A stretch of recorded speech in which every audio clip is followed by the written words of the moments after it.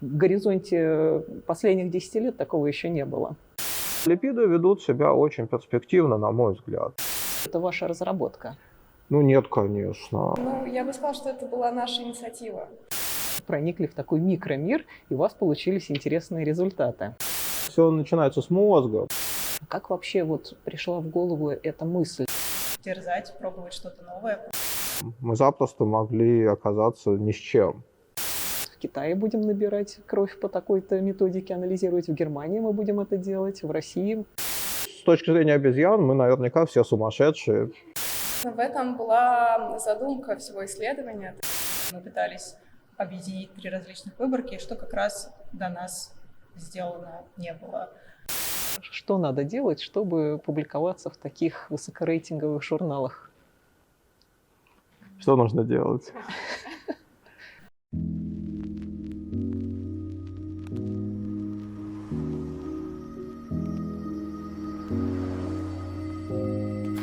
Добрый день. Мы находимся в центре Сколково, и сегодня у нас интервью с исследовательской группой Филиппа Хайтовича, которая является одним из авторов и, я думаю, идейными вдохновителями статьи, которая была недавно опубликована в журнале JAMA и которая посвящена липидам у пациентов с тяжелыми психическими расстройствами. Здравствуйте, Филипп. Здравствуйте. Может быть, вы представите своих коллег? Во-первых, я хотел бы представить то место, где мы находимся. Это не Сколково, а Сколковский институт науки и технологий, потому что Сколково – это целый кампус большой, целый инновационный центр. Поэтому здесь у нас все-таки университет. И наша лаборатория молекулярной нейробиологии, старший научный сотрудник Елена Стекольщикова и научный сотрудник Анна Ткачев. Мы все с разным научной экспертизой. Лена химик, Анна математик, а я биолог. Прекрасно. А я врач-психиатр. И надо сказать то, что меня очень поразил тот факт, что удалось группе российских авторов опубликоваться в таком журнале, как JAMA Psychiatry. Мне кажется, я могу ошибиться, но в горизонте последних 10 лет такого еще не было. А кроме того, вы удивлены, почему? Не знаю, мы не отслеживали просто публикации российских групп в этом журнале. Для меня это звучит немножко неожиданно. Коллеги из-за рубежа, с которыми мы сотрудничаем, они там более-менее регулярно публикуются, но все равно для них это тоже достижение, для них это событие. Всех поздравляю с этим. И как раз хотелось поговорить с вами по сути вашего исследования, потому что для меня, как для психиатра, удивительно, я привыкла взаимодействовать с макромиром психиатрии, с клиническими проявлениями психических расстройств, а вы как-то проникли в такой микромир, и у вас получились интересные результаты. И я предлагаю про них поговорить, и вообще про то, как вообще опубликоваться в таком журнале, что нужно сделать, и вообще как организовать такое исследование. И, может быть, такой первый вопрос. Вы брали пациентов из разных центров, из Китая, из Германии, из России, и получается, что тема липидов – это то, чем занимаются ученые по всему миру, то есть это какая-то такая вещь для нейронаук, уже устоявшиеся, или как это все произошло? Я бы сказала, что липидомика, наверное, как подчасть омиксных наук стала развиваться только в последние, наверное, 10-20 лет наиболее активно, и это напрямую связано с развитием метода анализа, который мы используем, а именно метода хроматомасс-спектрометрии, который нам позволил провести анализ липидома всех пациентов, которые принимали участие в нашем исследовании.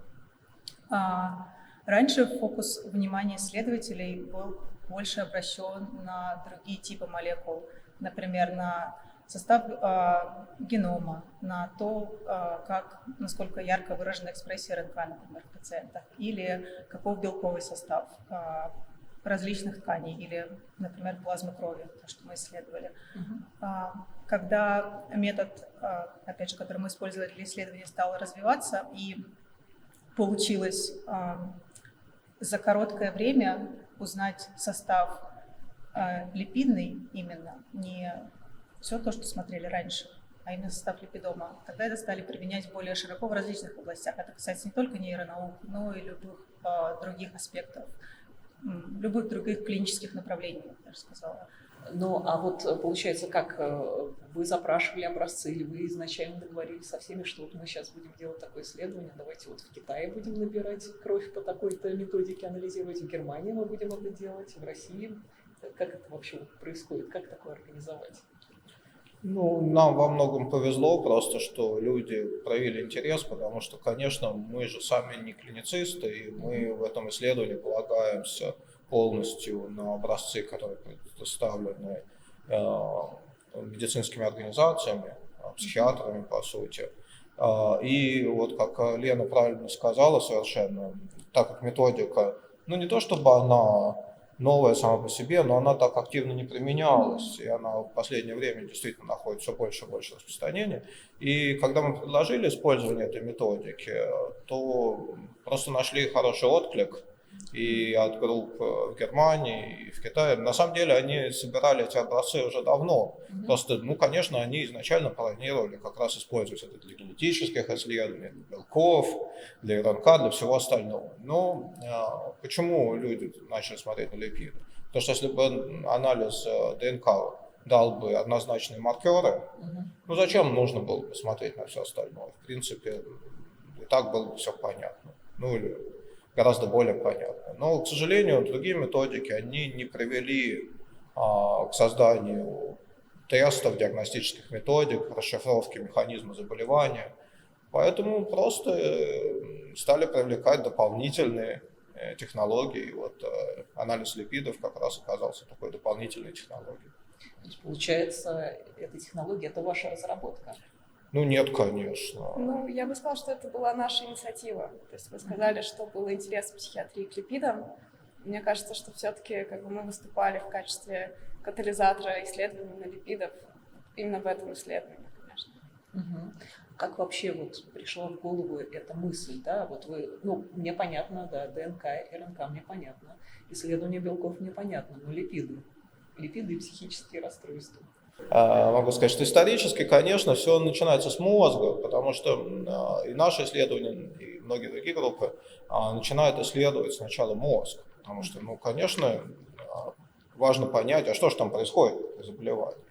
И сначала смотрели на мозг под микроскопом, делали срезы, гистология. Еще этим Фрейд занимался в свое время. Не только, но это методика, которая уже насчитывает более сотни лет.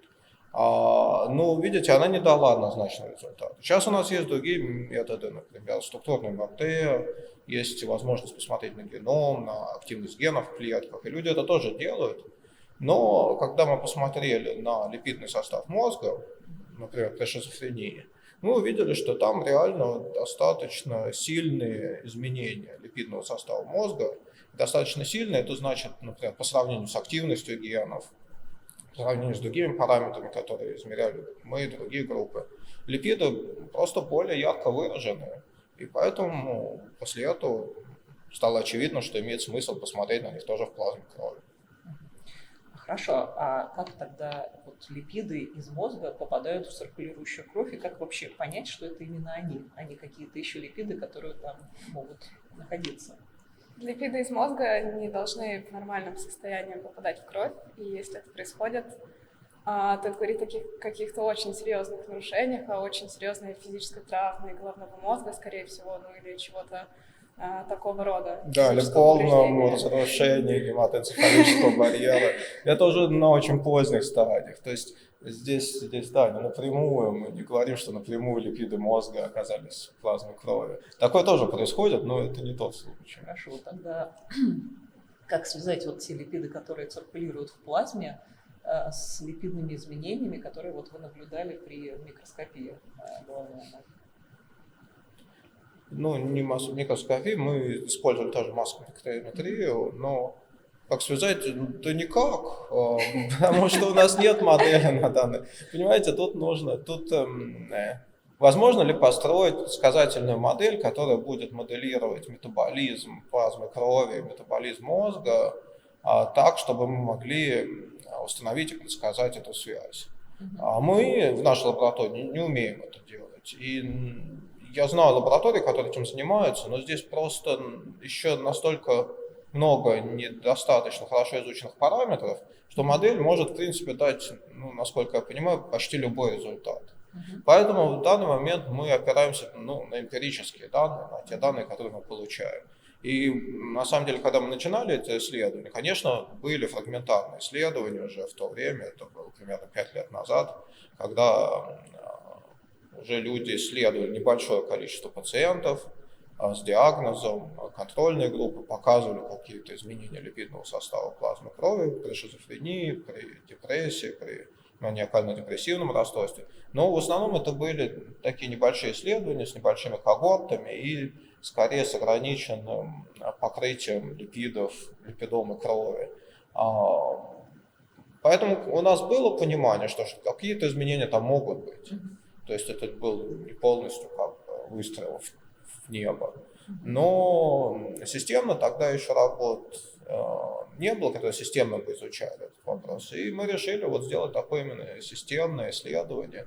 А зачем мы брали разные когорты? Чтобы просто посмотреть воспроизводимость. И надо сказать, что теперь, если посмотреть на статьи, которые выходят в хороших журналах, именно вот этот подход, что брать не какую-то вот одну ограниченную когорту пациентов, может быть, очень хорошо выверенную, очень хорошо сбалансированную, но содержащую там, может быть, 100-200 человек. А брать разнородные когорты из разных локаций, из разных, может быть, там, больниц, даже с разными критериями включения, но проверять результаты, которые были получены на одной когорте, на других. То есть это сейчас становится достаточно распространенной практикой, и как раз то, что мы видим в хороших журналах, это в основном именно такие статьи. А вот получается, что вы предположили, выявили некий факт, да, то, что вот при психических расстройствах тяжелых, такие как шизофрения, биполярное расстройство, депрессия, большое депрессивное расстройство в вашей статье, есть некие общие закономерности по изменению липидов, и мы точно пока не знаем, насколько они соотносятся с тем, что происходит в головном мозге, мы видим по плазме крови, да, вот. А вот вообще насколько точны эта диагностика? Вот вы можете взять кровь и сказать, что вот тут такой липидный профиль, что у этого человека вот он, скорее всего, болеет шизофренией. Ну, мы делали, конечно, тестирование на тех когортах, которые нам давала Алексеевская больница, которых мы не знали диагноз. И, соответственно, Аня вычисляла диагноз по модели. То есть, получается, вам дали кровь кого-то, предположительно пациентов. Слепую. Слепую. Там были не только пациенты, там были в том-то и дело, там были несколько разных диагнозов и контроль, но мы не знали ни пропорцию, никто. Были здоровые, были пациенты со всевозможными шизоэффективное расстройство. Шизотипическое расстройство личности. Да. Первый эпизод психоза. Вот такие были категории. И какова точность ваших оценок? Ну, для шизофрении точность была. То есть контроль и классическая шизофрения, первый эпизод разделялись очень хорошо. То есть, я не знаю, понимаете, как бы, когда мы говорим, я могу сказать, что из контроля, там было где-то 60 контролей, 2 выглядели странно. То есть, вот по этих 2 контролей мы, с точки зрения модели, можно было сказать, что как-то они выглядят больше похоже, как будто бы у них должен быть диагноз. И то же самое с группой шизофрении. Там было порядка 50-60 людей с диагнозами, и там было чуть больше, там около 5 человек выглядели так, как у них на самом деле выглядит как контрольная группа. То есть, порядка 90%. 90% вероятностью вы можете определить? Нужно, я думаю, тут держать все-таки в голове, что это некоторая условная вероятность, где у нас была сбалансированная когорта, где было такое же количество шизофреников, людей или с другими психическими расстройствами, как и контролей. И в этом случае точность 90%, но все-таки в популяции вероятность таких тяжелых психических расстройств очень низкая. Поэтому такой тест не дает нам прямого ответа на абсолютную вероятность диагноза. И как раз, чтобы это выявить, нам нужно дополнительные исследования, потому что, возможно, есть какие-то другие факторы, которые могут также влиять на липидом крови, которые не являются, может быть, психическими расстройствами. И это важно держать в голове. Но мне кажется, 90% это все равно очень хороший Ну, результат. поэтому мы опубликовались в хорошем журнале. Если бы у нас было 50%, то, конечно, бы статью никто не взял. Для клинической психиатрии 70% это уже очень хороший результат. Ну, в том-то и дело, что липиды повели себя лучше, чем кто бы то ни был ожидал. И я помню, когда я показывал эти результаты своим коллегам в Германии, вот в Мюнхене, в Людвиг-Максимилиан университете, где там как бы колыбель классической психиатрии на самом деле, и они были очень удивлены этими результатами, потому что, ну, как бы они до этого работали и с геномом, и с белками, и с многими другими молекулами, циркулирующими РНК, попробовали очень много разных методов, и те результаты, которые мы показали, ну, они были несравненно лучше, чем те, которые они видели в других типах молекул. Но, как Анна совершенно правильно сказала, тут же мы заходим на территорию, которая не так хорошо изучена, как тот же геном. То есть нам еще предстоит исследовать тысячи и тысячи образцов, тысячи и тысячи пациентов, и контроль, и людей с разными диагнозами, с разными симптомами, с разными методиками лечения, чтобы понять, все-таки вот связь между липидом и плазмой крови и тем, что происходит не только в мозге, но и в поведении человека, в том, как он реагирует на лечение. Можем мы уловить эти закономерности, что в конце концов все это отражает. Потому что на данный момент у нас просто недостаточно данных, чтобы сказать, вот мы увидели, что какая-то группа липидов или какой-то конкретный липид изменился концентрацию в плазме крови, и это вот означает, что у этого человека, например, будет сильнее симптоматика, или он будет хуже отвечать на лечение, или просто что там происходит. Такой информации у нас пока нет. Я думаю, что все равно это начало какой-то, видимо, еще новой эры в психиатрии, не знаю, в медицине, в липидомике. Да. До этого была эра генетическая, сейчас, видимо, мы переходим на другой уровень. Ну, я бы не сказал, что это начало другой эры, если честно. Во-первых, генетические исследования продолжаются. Я не думаю, что они полностью себя исчерпали. Я не думаю, что мы полностью... Конечно, очень много уже сделано, и, к сожалению, это не дало того результата, на который все надеялись. Да. Просто какой-то генетический тест на предрасположенность или риск заболевания. Если бы это можно было бы сделать, все остальное не имело бы никакого смысла. Но теперь вот и разные лаборатории пробуют разные типы молекул, в том числе и липиды. Почему нет?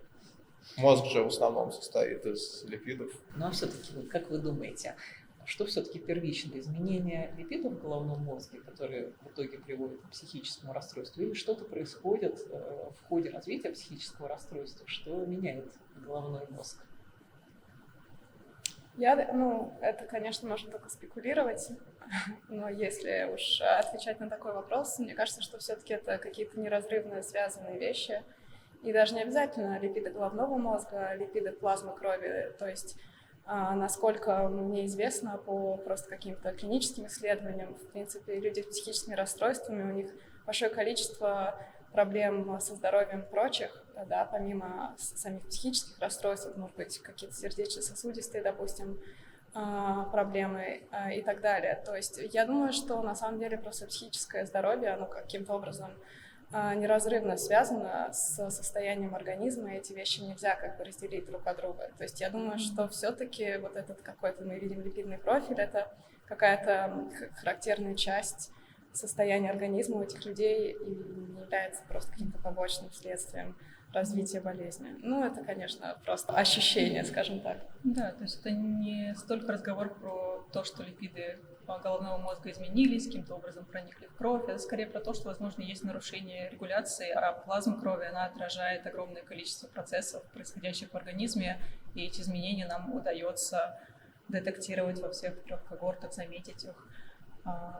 То есть, скорее, это, как Анна правильно сказала, это какой-то очень сложный взаимосвязанный процесс, который мы просто имеем возможность наблюдать. А вот еще интересно, просто сейчас мы стоим на пороге создания новой классификации психических расстройств, МКБ-11, ломаются копья, какие же критерии шизофрении, Говорится о том, что нужно учитывать культуральные особенности, обязательно отдельный блок в каждой главе про культуральные особенности проявления одних и тех же расстройств. Вы взяли, получается, 3 больших выборки. Китайцы, русские и немцы. И я так понимаю, что они были сопоставимы по липидному профилю. То есть они все пациенты болели шизофренией, у них был диагноз шизофрения, биполярное расстройство или депрессия, и вы сравнивали сопоставимость по липидам, и они оказались одинаковыми. Снова отвечу. Нет, они как раз-таки оказались не одинаковыми. И, собственно, в этом была задумка всего исследования. То есть это как бы некоторая ключевая часть. Тот факт, что у нас есть 3 когорты разные, и то, что они настолько гетерогенные. Как бы это не является препятствием исследования, это является, наоборот, ключевым фактором, который позволяет нам сделать более надежные выводы. Потому что, собственно, и, конечно, в разных, наверное, странах и культурах могут быть немножко разные какие-то критерии диагностики психических расстройств, но помимо этого же есть много каких-то других, возможно, культурных факторов, которые могут сильно различать эти разные наборы данных, например, там, питание или то, как живут люди с психическим расстройством. И эти все факторы тяжело очень учесть напрямую. Это нельзя выписать в таблице, но они все могут быть отражены в липидоме крови. И мы как раз-таки, наоборот, видим, что отличия между людьми с шизофренией и здоровыми, они как раз-таки не очень одинаковые между когортами. Есть много каких-то, мы нашли статистически значимых отличий в одном наборе данных, которые не воспроизводятся в других наборах данных. Но как раз подход состоял в том, чтобы посмотреть, на какие отличия являются общими во всех 3 когортах.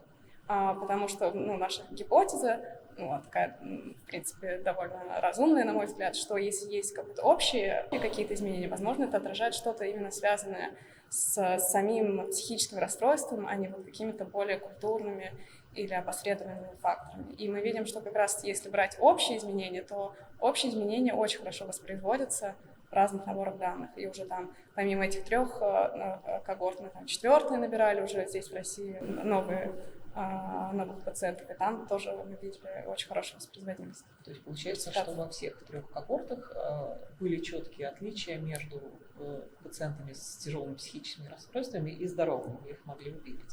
А между самими диагнозами, вот, допустим, пациенты с шизофренией, они как-то выделялись среди всех остальных? Изначально нам, конечно, было очень интересно посмотреть на различия между психическими расстройствами, потому что это немножко более острая, наверное, проблема, особенно в психиатрии, потому что, собственно, человека с тяжелым психическим расстройством не так сложно отличить от абсолютно здорового. Для этого, наверное, может быть, не нужны сложные молекулярные тесты. Но в ходе исследования мы все-таки убедились, что как было устроено наше исследование, не позволяет достаточно точно и достоверно говорить о каких-то различиях между болезнями. Мы все-таки фокусировались на шизофрении и на отличиях между шизофренией и здоровыми людьми. Они были представлены большим набором данных, и здесь мы смогли сделать какие-то выводы. Вот. Из того, что мы увидели у нас в данных, каких-то прям ярких отличий не было между психическими расстройствами, между биполярным расстройством, шизофренией или большим депрессивным расстройством. Все-таки это не значит, что этих отличий нету, просто нужно, наверное, более подробно посмотреть именно тогда на собственно, отличия между болезнями, а наше исследование было направлено немножко на другое. А планируете вы дальше искать эти отличия? Конечно, планируем. Во-первых, конечно, нужно начать, я думаю, по моему мнению, с мозга, опять-таки, потому что даже удивительно, но тем не менее нет пока никаких, даже не системных, а просто каких бы то ни было таких сравнительных исследований изменения липидного состава мозга при разных психических заболеваниях. И это один из проектов, который мы сейчас делаем. И, конечно, естественно, мы собираемся и продолжаем исследование плазмы крови, но здесь, конечно, мы, как и в исследованиях мозга, очень зависим от наших коллег, от психиатров. Если они нам предоставят большое количество хорошо аннотированных образцов, мы с удовольствием продолжим. Я думаю, вы уже достаточно убедили психиатров с 90% вероятностью, что это обязательно надо сделать. Нет, ну смотрите, я думаю, очень многие, увидев это, услышат, очень скептически это воспримут и будут правы. Потому что, конечно, да, вот в той системе, которая сбалансирована по примерно половину с диагнозом, половину без диагноза, когда мы выходим на общую популяцию, где примерно 1% меньше, здесь будет совсем другое вычисление вероятности, это понятно. Но да, липиды ведут себя очень перспективно, на мой взгляд, и имеет смысл просто это продолжать. Вполне возможно, что когда мы полностью разберемся с этой проблемой, хотя бы глубже поймем, что происходит, мы увидим, что, может быть, многие из тех выводов, которые мы делаем сейчас, они были изначально неверными. Но факт остается фактом. Мы видим отличие липидного состава между людьми с диагнозом и без диагноза и в мозге сейчас, и в плазме крови. А вот как разобраться в отличиях между болезнями, что конкретно они отражают, это нужно просто больше исследовать. Ну, конечно, мы планируем. Вот если кто-нибудь смотрит это видео и хочет с нами сотрудничать, пожалуйста, мы будем очень рады. Да, это уже будут более такие тонкие настройки. Вот у меня еще такой есть, наверное, более общий вопрос. Вот, Филипп, к вам. Вы же занимаетесь еще эволюцией головного мозга. У нас еще есть такой интерес, как эволюционная биология. А вот вообще в этой связи ну, вот, эволюция головного мозга и возникновение психических расстройств у человека, там, неважно каких, вот для вас это какие-то связанные между собой вещи? Ну, во-первых, не только я, наша лаборатория вся задевается этим. А в чем тут смысл? Ну, смотрите, когда мы смотрим на все эти молекулы, какие бы то ни было, будь то белки, будь то липиды, будь то РНК, и измеряем вот эти вот тысячи и тысячи разных типов молекул, сколько их, эти же данные, они сами по себе ни о чем нам не говорят. Потому что всегда нужно соотнести с чем-то. Нужна какая-то база, с чем мы сравнивали. Вот если у нас исследование заболеваний, мы соотносим с недиагностированными здоровыми людьми. И для чего мы это делаем? Просто чтобы найти те отличия, которые отличают здоровый мозг от больного мозга, и после этого попробовать сформулировать гипотезу, а что же там сломалось, какой был механизм заболевания. Соответственно, в эволюции то же самое. Мы тоже пытаемся понять, а как работает наш мозг. То есть, по сути, здесь никакой разницы нет принципиально с точки зрения самой схемы исследования. Или мы сравниваем здоровый мозг и мозг с поломкой, чтобы понять, а что же случилось там. Или мы просто сравниваем мозг, который умеет, там, не знаю, разговаривать, общаться, как-то мыслить очень сложно, и мозг, не знаю, обезьян, который, в принципе, похож, от нас не так далек, но где эти способности развиты гораздо меньше. Потому что, ну, с точки зрения обезьян, мы наверняка все сумасшедшие, поэтому, если бы они могли нас исследовать, несомненно, они бы нас исследовали наряду с какими-то сумасшедшими обезьянами. Мы делаем то же самое. Но тут вопрос, поломка ли это вообще, потому что про гениальность и помешательство уже только ленивый, наверное, нам не рассказал. Ну, хорошо, можно же это по-разному формулировать. Главное, что есть изменения, какие-то изменения в манифестации способности, правильно? И, соответственно, раз есть изменения в поведении, то интересно, что же там внутри произошло, какие произошли изменения в молекулярном составе. И эти изменения, на самом деле, ну, понимаете, почему мы смотрим вот на липиды или что-то? Это важно, что не в липидах же дело. Липиды просто в любой биологической системе, вот как ребята правильно только сказали, все взаимосвязано. Сказать, вот липиды изменились, а все остальное не сдвинулось. Конечно, нет. Липиды просто отражают какой-то один из аспектов вот этой всей комплексной взаимосвязанной системы. То есть на самом деле, когда мы сопоставим все данные вместе, то у нас эта картинка начинает выкристаллизовываться. Поэтому в некотором роде имеет большой смысл для таких сложных систем, как человеческий мозг, как психиатрия, смотреть на разные аспекты. Не нужно только говорить, о, липиды это вот отлично, а ДНК это вообще просто никуда не годится. А важно, мне кажется, как раз интегрировать все эти данные, потому что когда мы их собираем вместе, у нас есть возможность увидеть более полную картинку, а не размежевываться, так сказать, вот мы занимаемся липидами, а все остальное вообще просто не котируется. Например, мы занимаемся белками, а все остальное не информативно. Ну, я не думаю, что это так. Хорошо. Ну и, наверное, последний вопрос. Вот что бы вы посоветовали российским исследовательским группам, вот, что надо делать, чтобы публиковаться в таких высокорейтинговых журналах? Что нужно делать? Мне кажется, достаточно очевидный. Один из простых советов — это опираться на опыт, который был накоплен нашими коллегами, работающими в схожих областях, поскольку первично это провести обзор литературы и посмотреть, что уже сделано в этой области, понять, какие аспекты исследованы, какие нет, и что нового можно привнести в данную область. И как Анна и Филипп уже упоминали, что в нашем исследовании мы пытались объединить 3 различных выборки, что как раз до нас сделано не было. Поэтому важно посмотреть, есть ли какая-то свободная ниша, что можно сделать над тем, что уже исследовано. И, наверное, может быть, для молодых ученых я бы посоветовала не бояться идти в новую область, не бояться дерзать, пробовать что-то новое, пробовать себя в больших исследованиях. Поскольку, когда ты только выпустился из университета, немножко страшно идти в такую большую науку, которая действительно несет какой-то, я бы сказала, даже социальный эффект в некотором роде, да, то есть ты чувствуешь, что ты оказываешь некоторое влияние на общество, в котором живешь, это может быть несколько волнительно и может останавливать тебя от того, чтобы развиваться в этом направлении. Да. Ну, как мне кажется, еще, наверное, коллаборация все-таки это является каким-то ключевым фактором. Вот, но мы без коллабораторов, мы бы ничего бы не смогли бы. И ключевой вот аспект этой работы — это то, что было много коллабораций не только в России, но что она была такая разнородная, разные страны были. Это, наверное, сложно.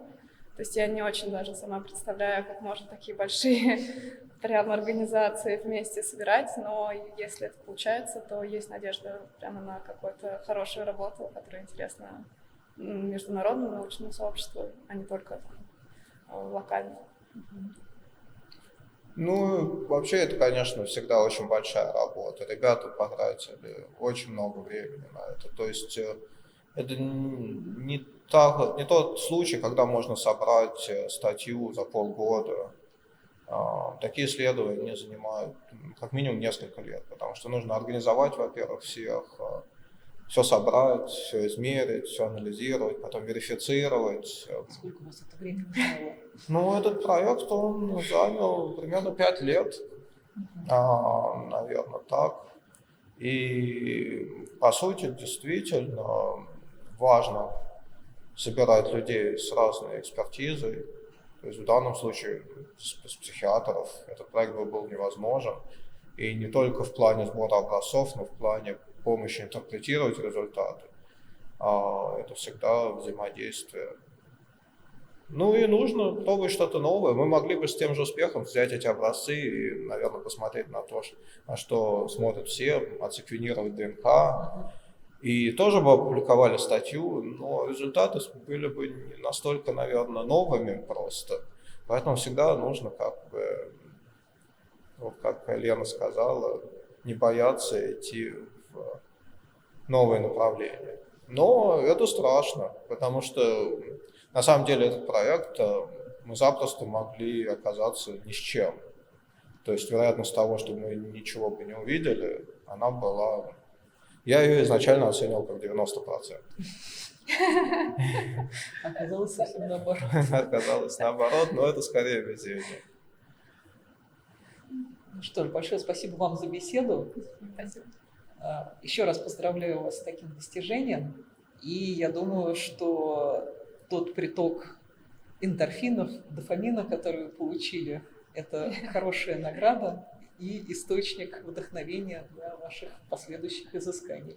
Ну, на самом деле, спасибо всем, кто участвовал в этом исследовании.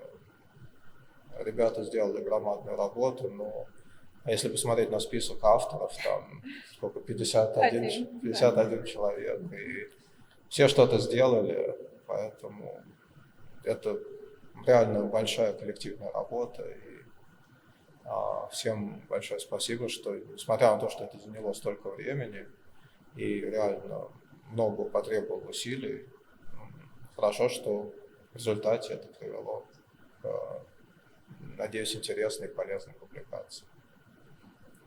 Спасибо. Спасибо.